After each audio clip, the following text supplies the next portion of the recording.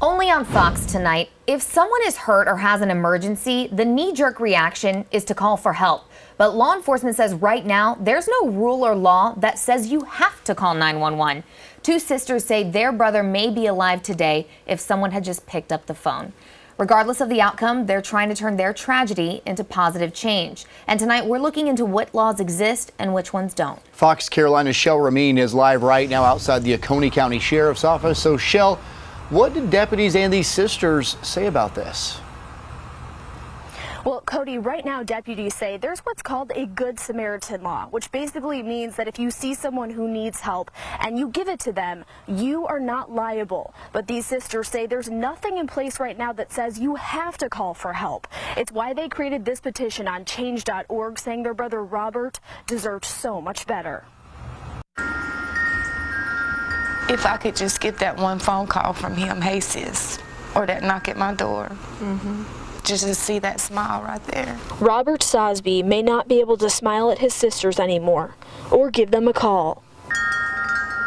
But with one sound, I feel him with the wind when they blow. I hear him. I know he's here. Kelly and her sister Caroline know their brother is still talking.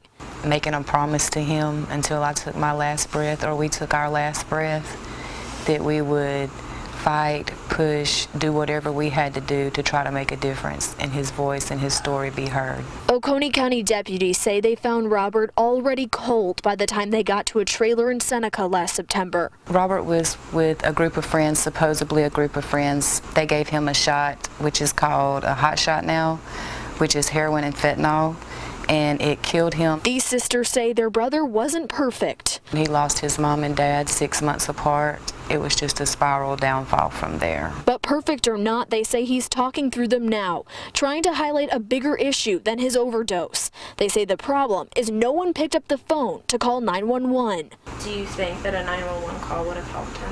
I honestly think it would have saved his life. I feel like he would still be here today if just one phone call would have been made. Deputies state in their report Robert overdosed the night prior to them being called. They say he was lying there for hours. Law enforcement we spoke with says right now there's no law saying you have to call 911. Just seek help. Even if you leave, don't stay on scene. Drop a location.